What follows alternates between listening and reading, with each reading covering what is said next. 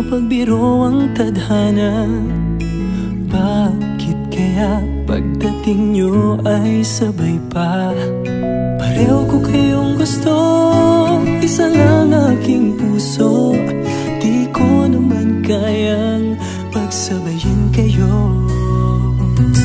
Bakit kaya sa tuwing nag-iisa, pareho nung mukha ang nakikita?